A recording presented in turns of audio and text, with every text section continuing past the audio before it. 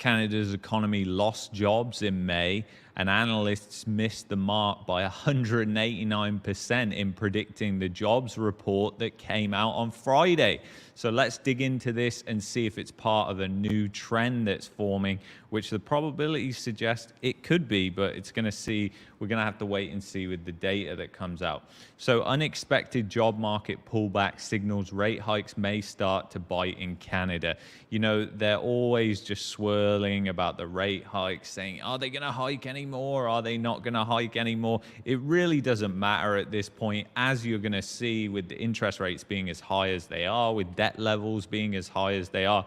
You know, whether they go another 25 or another 50 basis points, it doesn't matter. This economy is totally screwed with the amount of debt, the debt bubbles that have been built up. So Canada's economy shed 17,000 jobs in May, Statistics Canada reported on Friday, in what could be an early signal the Bank of Canada's aggressive rate hiking campaign is starting to take hold of the labor market. The consensus expectation among economists surveyed by Bloomberg was for a 21,300 gain. So they missed the mark by 189%, a pretty big miss to make. So, you know, what does this mean? It means that Canada's economy is starting to lose jobs. But as I said, we're going to have to wait a couple of months more data to see if this is actually the start of a trend. But if you look at the GDP data, which we'll go through in a sec, it definitely could be. So it's really, really interesting. Another thing that I noticed is total hours worked fell by 0.4% month over month, which could have negative implications for GDP. Now, we just had this so-called blockbuster report for GDP, but it really wasn't when you really look at the finer details. In fact, the GDP numbers, they get adjusted and manipulated heavily going into January because consumer spending drops off massively after the holiday season. So, you know, that first quarter GDP growth is always the most manipulated, and a lot of the mainstream economists and the financial media have been saying, oh my God, the Canada's economy is so hot. You guys who own small businesses out there, you leave it in the comments all the time telling me that, you know, things have slowed down significantly. If you own a small business, you understand where this economy is headed, and it's not for a good thing, guys. It's not for a good thing at all. So let's go over to Statistics Canada and see what happened. Overall employment was little changed in May as employment fell by 77,000 for youths age 15 to 24, and it increased by 63,000 among people aged 25 to 54. So a lot of people in the younger age bracket, probably in service sector jobs, lost jobs. So it's not a good thing when anybody's losing jobs. Employment declined in Ontario, Nova Scotia, and Newfoundland and Labrador in May 2023, while it increased in Manitoba, and there was little change in the other provinces. So really interesting, because Ontario's labor market has been pretty strong for the past couple of months. And then we're going to look and see what's going on when you actually look at it on a chart. So this is probably a better chart to look at. So if we go over to trading economics, you can see, you know, it's been at 5, it's been even lower than that, but you can see historically here, you know, it's really low still. So we've really got to wait and see. I mean, could this be the start of something? Yes, it definitely could be. When you look at how fast the GDP is slowing down month over month, you can really see that the economy is decelerating really, really quickly. And what the central planners and the politicians can't see, but we can pretty much use logic, anybody could, even a 10-year-old could work this out, is it's going to continue. It's going to continue to slow until we enter a recession. And that's just the technical term, which they're going to then go and label it. But the fact is, guys, if you deflated those GDP numbers using the real rate of inflation instead of this phony number that they just make up because they're constantly manipulating what's in the basket, then guess what? We are in a recession right now. And you guys who own small businesses, you know that we're in a recession. We're fully in a recession. You only have to talk to business owners and to find out that things are not looking good for the Canadian economy right now. So you can see that there. If we go back to the labor report, there wasn't really much else in here that was really interesting. You know, it's kind of, it's kind of interesting to go through this, and I'll leave a link in the description below, but I'm definitely not going to continually going through that government crap. So anyway, let's take a look at GDP growth, because this is what I want to show you. Look, in 2021, as you can see, because of the insane amount of government spending, stimulus that propped up the economy, the fact that people weren't paying their mortgage. I mean, do you remember when people were deferring their mortgage? It was some ridiculous amount of people that were deferring their mortgage in Canada. Well, people saved from that, and now their savings are starting to get really depleted, and we'll go into that in a quick second. So another thing is to look at Alberta, because Alberta is quite interesting. Usually it kind of leads the rest of the country in terms of unemployment.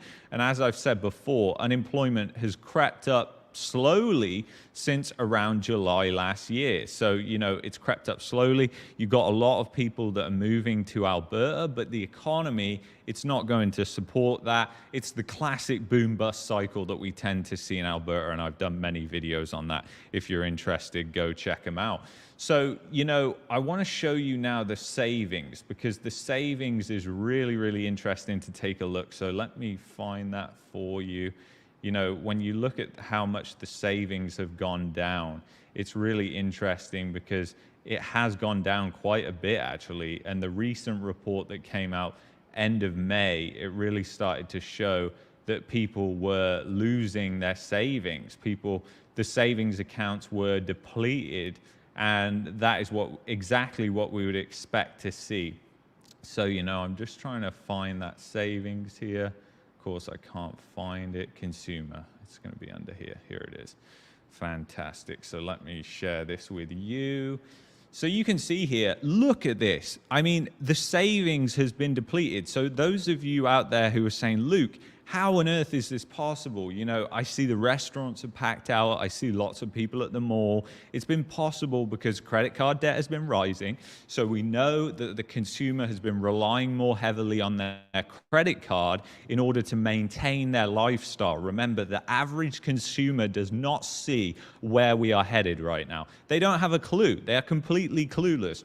So they're out there spending on their credit card and also spending their savings when they should be doing the opposite, which is what, you know, the 10% are doing, like myself and you probably. You're trying to save money. You're trying to make prudent choices when you're investing. You're trying to just save and cut back as much as possible because you know what's coming and what's ahead. Whereas the average Joe is just essentially going out there spending their savings, and they're spending credit card debt. We know that because the data supports it. I can get into the credit card data as well, but you can see here how savings have just been depleted.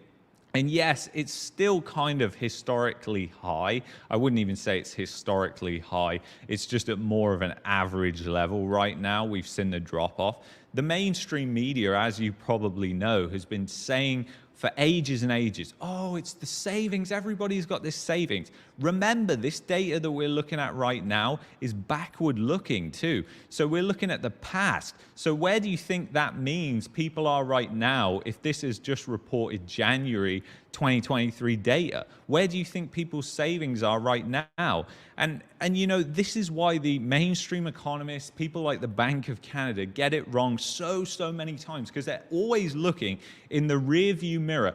They're trying to drive a car forward whilst looking in the rearview mirror. You're always going to crash, aren't you? Whereas we are looking in that rearview mirror, but we're trying to drive forward. We're trying to predict with probabilities where things are going to go. And you cannot ignore trends like this. And when you go and you look at the savings and you look at the GDP, it really doesn't lie. And then, you know, interest rates, as you know, guys, have gone up significantly. And now we're at the highest level since 2001. I mean, it's unbelievable to even imagine this because of the amount of debt. Now, what is really pissing me off is how the conservatives are just using this and politicizing this. This is what, you know, pisses me off so much about politicians, because they get straight on there politicizing everything, even though if the conservatives were in charge, you know, Trudeau would be politicizing this. He would be saying, we're going to do more spending. We're going to give you more free money. Conservatives are politicizing politicizing this, and they're saying, you know what, we're going to stop spending so much, blah, blah, blah. Obviously, you know which policy is best and which one's better, but they don't control what's going on. That's the thing. And they're always like, oh, these interest rate hikes, they're killing them. That's what Pierre came out and said after the Bank of Canada's interest rate hike.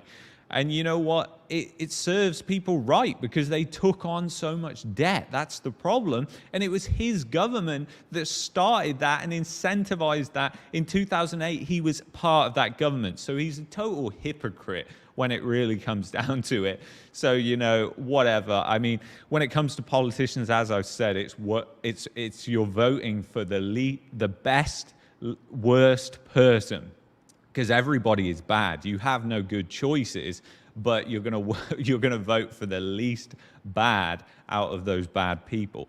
So it's really kind of interesting to think of it that way, I think, because that is just politics, Canadian politics especially.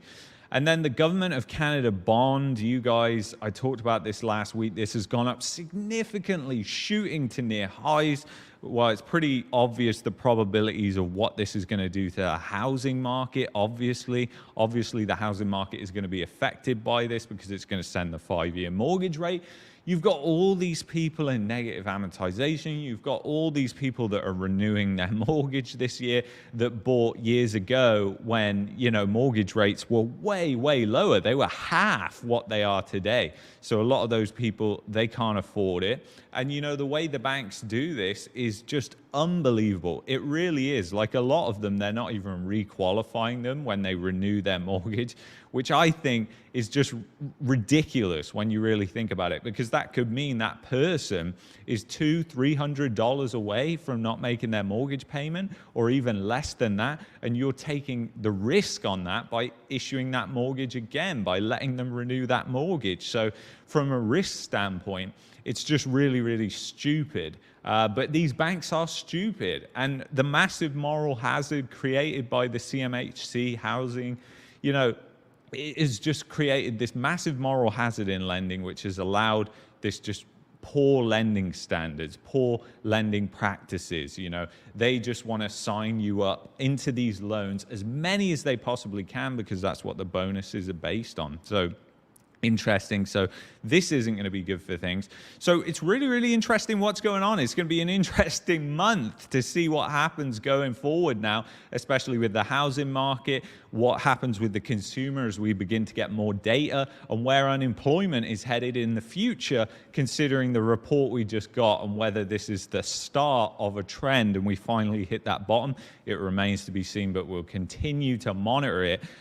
Because that is one of the things that I've said time and time again. We need to continue to monitor this, because unemployment is the most laggy of laggiest indicators, and that's going to be the thing that really starts to shoot off, I believe, by the end of this year.